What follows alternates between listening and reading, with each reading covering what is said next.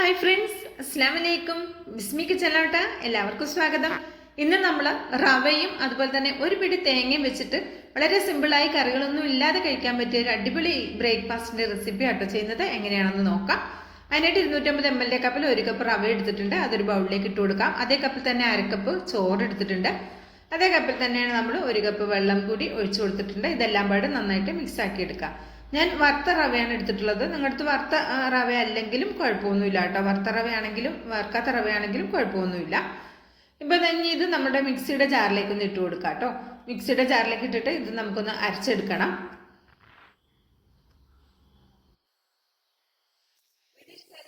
അപ്പോൾ തന്നെ ഒരു ലൈക്ക് ഇതൊന്ന് സപ്പോർട്ട് ചെയ്യാൻ ആരും മറക്കരുത് കേട്ടോ.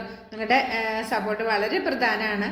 ലൈക്കും അതുപോലെ തന്നെ നിങ്ങളുടെ അഭിപ്രായവും ഒക്കെ അറിയിക്കാനും മറക്കരുത് കേട്ടോ. ഇനി ഇതിലേക്ക് ഞാൻ 1/2 കപ്പ് തൈര് ചേർത്ത് കൊടുക്കുന്നുണ്ട്. തൈര് ചേർക്കുമ്പോൾ അധികം പുളി ഇല്ലാത്ത തൈര് വേണം എടുക്കാൻ കേട്ടോ. അതാണ് നല്ല ടേസ്റ്റ് കൊടുക്കുക. പുളി ഉള്ള തൈരാണെങ്കിൽ ഞാൻ 1/2 കപ്പ് എടുത്തത് നിങ്ങളൊരു 1/4 കപ്പ് എടുത്താൽ മതി. ഇതുപോലെ എല്ലാം കൂടി അരച്ചതിന് ശേഷം ഇതുപോലെ ബൗളിലേക്ക് ഒഴിച്ചു കൊടുക്കുക. എന്നിട്ട് ആ മിക്സിയുടെ ജാറിലേക്ക് ഒരു 3-4 ടേബിൾ സ്പൂൺ വെള്ളം കൂടി ഒഴിച്ച് അതും കൂടി ഒന്ന് ജസ്റ്റ് ഒന്ന് മിക്സ് ആക്കിയിട്ട് ഇതിലേക്ക് ഒഴിച്ചു കൊടുക്കുക കേട്ടോ. എന്നിട്ട് ഇത് നന്നായിട്ടൊന്ന് ഇങ്ങനെ ഇളക്കി ആ വെള്ളവും നമ്മളിപ്പോൾ രണ്ടാമത് ഒഴിച്ച വെള്ളവും ഈ ആദ്യം അരച്ച മാവും കൂടി നന്നായിട്ട് യോജിപ്പിച്ചെടുക്കുക കേട്ടോ. ഈ ഒരു കൺസിസ്റ്റൻസിയിലാണ് ഉണ്ടാവുക. ഇത് നമുക്കിവിടെ അടച്ചു വെക്കാം. റെസ്റ്റ് ചെയ്യേണ്ടെന്ന് ആവശ്യമില്ല. ഇതിവിടെ അടച്ചു വെക്കാം. നമുക്ക് കുറച്ച് കാര്യങ്ങൾ കൂടി ചെയ്തെടുക്കാനുണ്ട്. അതുകൊണ്ടാണ് കേട്ടോ. അപ്പോൾ ഇതുപോലെ ഒരു പാൻ അടുപ്പത്ത് വെച്ച് കൊടുത്തിട്ടുണ്ട്. ഇതിലേക്ക് നമുക്ക് വെളിച്ചെണ്ണ ഒഴിച്ചു കൊടുക്കാം. ഒരു 2 ടേബിൾ സ്പൂൺ വെളിച്ചെണ്ണ ഒഴിച്ചു കൊടുത്തിട്ടുണ്ട്. ഇനി ഇതിലേക്ക് ഒരു മീഡിയം വലുപ്പമുള്ള സവാള ചെറുതായിട്ട് കട്ടാക്കി എടുത്തതാണ്. അതൊന്ന് വഴറ്റിയെടുക്കാം.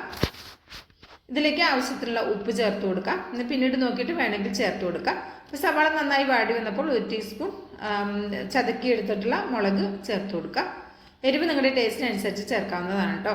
ഒരു 2 ടേബിൾ സ്പൂൺ വരുന്ന മല്ലിയില കൂടി ചേർത്ത് കൊടുത്തിട്ടുണ്ട്. പിന്നെ ഇതിലേക്ക് ചേർക്കുന്നത് നമ്മൾ 1/2 കപ്പ് തേങ്ങയാണ് കേട്ടോ. തേങ്ങ കൂടെ ചേർത്തിട്ട് നമുക്കൊരു മീഡിയം ഫ്ലെയിമിൽ വെച്ചിട്ട് ഇത് നന്നായിട്ടൊന്ന് ആ തേങ്ങയുടെ ആ പച്ചച്ചുവയ്ക്ക് പോകുമ്പോൾ ഒന്ന് മൂപ്പിച്ചെടുക്കാം കേട്ടോ. ഒരുപാട് മൂത്ത് മൊരിഞ്ഞ് വരേണ്ട ആവശ്യമൊന്നുമില്ല. ഒരിക്കലെങ്കിലും റെഡിയാക്കി നോക്കുകൊണ്ടു. നല്ല ടേസ്റ്റി ആയിട്ടുള്ള കറികളൊന്നും ഇല്ലാതെ കഴിക്കാൻ പറ്റിയ അടിപൊളി ഐറ്റമാണ് കേട്ടോ. നമ്മളിത് ആവിയിലാണ് വേവിച്ചെടുക്കുന്നത്.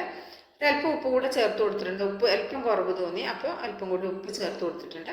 ഫ്ലെയിം ഓഫാക്കി ഇത് ഒരു പാത്രത്തിലേക്ക് മാറ്റി കൊടുക്കാം. അപ്പോൾ ഇതാ നമ്മുടെ മാവ് ഇവിടെ സെറ്റാണ്. അപ്പോൾ ഇതാണ്ടോ, ഇതാണ് ഇതിൻ്റെ ഒരു കൺസിസ്റ്റൻസി. ഇനി ഇതിലേക്ക് നമുക്ക് ആവശ്യത്തിനുള്ള ഉപ്പ് ചേർത്ത് കൊടുക്കാം. പിന്നെ ഇതിലേക്ക് ഞാൻ ചെറിയ ജീരകം ചേർത്ത് കൊടുക്കുന്നുണ്ട്. ഒരു 1/2 ടീസ്പൂൺ ചെറിയ ജീരകം ചേർത്ത് കൊടുക്കുന്നുണ്ട്. 1/2 ടീസ്പൂൺ ചേർത്ത് കൊടുക്കുക. നിങ്ങൾ ചതക്കി എടുത്തിട്ടുണ്ടെങ്കിൽ അതായാലും മതി കേട്ടോ. പിന്നെ ഇതിലേക്കൊരു 1/4 ടീസ്പൂൺ വരുന്ന അപ്പ സോഡ കൂടി ചേർത്ത് കൊടുക്കുന്നുണ്ട്. ബേക്കിംഗ് സോഡ, പൗഡർ അല്ല, ബേക്കിംഗ് സോഡയാണ് കേട്ടോ. ഇതെല്ലാം പാട് നന്നായിട്ടൊന്ന് മിക്സ് ആക്കി എടുക്കാം. ഈ നമ്മൾ ചേർത്ത ജീരകവും ഉപ്പും ബേക്കിംഗ് സോഡയൊക്കെ മാവിൻ്റെ എല്ലാ ഭാഗത്തും എത്തുന്ന രീതിയിൽ ഒന്ന് മിക്സ് ആക്കി കൊടുക്കാം കേട്ടോ.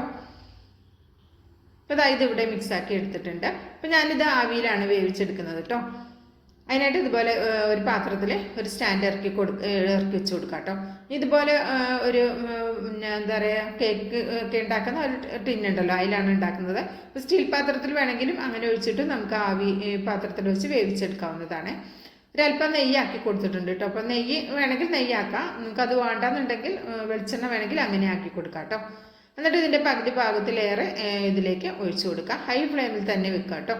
ആദ്യം ഇത് തയ്യാറാക്കുന്നത് ഹൈ ഫ്ലെയിമിൽ ഒരു 3 മിനിറ്റും, മൊത്തം ഇതെനിക്കൊരു 10 മിനിറ്റാണ് കുക്കിംഗ് ടൈം വന്നത്. ബാക്കി 7 മിനിറ്റ് മീഡിയം ഫ്ലെയിമിൽ വെച്ചിട്ട് റെഡിയാക്കി എടുത്താൽ മതി. അപ്പം നമ്മളിവിടെ റെഡിയാക്കി വെച്ച ഉള്ളിയും തേങ്ങയുടെയൊക്കെ ഫില്ലിങ് കുറച്ചിട്ട് കൊടുക്കുക. എന്നിട്ട് ബാക്കിയുള്ള 1/4 ഭാഗം മാവും നമ്മൾ മാറ്റി വെച്ചിട്ടുണ്ടല്ലോ, അത് ഇതിൻ്റെ മുകളിൽ കൂടി ഒന്ന് ആക്കി കൊടുക്കുക. അപ്പം നിങ്ങൾക്കിത് ഇങ്ങനെ തയ്യാറാക്കണ്ടെന്നുണ്ടെങ്കിൽ നമ്മൾ തയ്യാറാക്കി എടുത്തിട്ടുള്ള ഫില്ലിങ് ഈ മാവിലേക്ക് മൊത്തത്തിൽ ചേർത്ത് മിക്സ് ആക്കിയിട്ട് അങ്ങനെയും ഒഴിച്ചിട്ട് റെഡിയാക്കി എടുക്കാം കേട്ടോ. ഏതാണോ നിങ്ങൾക്ക് താല്പര്യം ആ രീതിയിൽ ചെയ്തെടുക്കാം കേട്ടോ. ബാക്കി ഒരു അല്പം മാറ്റി വെച്ചത് ഈ മാവിൻ്റെ മുകളിൽ കൂടി ഒന്ന് ആക്കി കൊടുക്കുന്നുണ്ട്.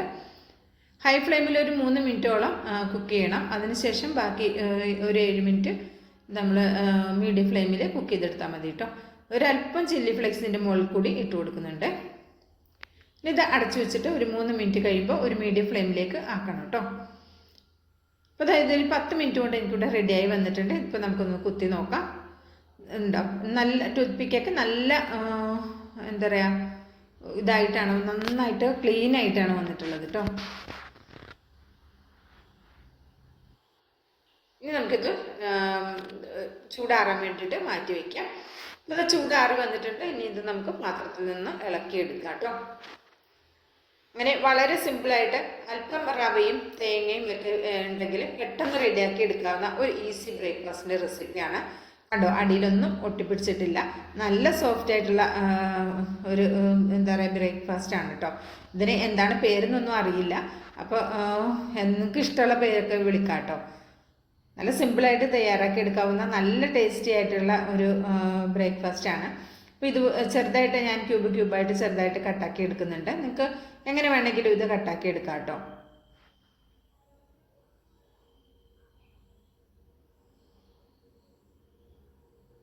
പിന്നെ അതെ ഈ രീതിയിൽ കട്ടാക്കി എടുത്തിട്ടുണ്ട് കേട്ടോ. അപ്പോൾ നോക്കാം, നല്ല സോഫ്റ്റ് ആയിട്ടുള്ള നല്ല പഞ്ഞി പോലത്തെ ബ്രേക്ക്ഫാസ്റ്റ് ആണ് കേട്ടോ. അപ്പോൾ ഇഷ്ടമായിട്ടുണ്ടെങ്കിൽ തീർച്ചയായിട്ടും ട്രൈ ചെയ്ത് നോക്കുക. അഭിപ്രായം അറിയിക്കണം കേട്ടോ. അതുപോലെ തന്നെ ലൈക്ക് ചെയ്യാനും ആരും മറക്കരുത് കേട്ടോ. ലൈക്ക് ചെയ്യുകയും ചെയ്യണേ. പിന്നെ ബിസ്മി കിച്ചൺ എന്ന യൂട്യൂബ് ചാനൽ സബ്സ്ക്രൈബ് ചെയ്ത കാണുന്ന കൂട്ടുകാർ ഒന്ന് സബ്സ്ക്രൈബ് ചെയ്യണം കേട്ടോ. എന്നിട്ട് അടുത്ത് വരുന്ന ആ ബെല്ലൈക്കൺ ഒന്ന് എനേബിൾ ചെയ്ത് വെച്ചാൽ മാത്രമേ നമ്മളിടുന്ന വീഡിയോസിൻ്റെയൊക്കെ നോട്ടിഫിക്കേഷൻ നിങ്ങളിലേക്ക് കറക്റ്റായിട്ട് കിട്ടുള്ളൂ കേട്ടോ. ഇത് ഞാൻ വേറൊരു പാത്രത്തിലേക്ക് ഇതുപോലെ ഒന്ന് സെറ്റാക്കി കൊടുക്കുന്നുണ്ട്.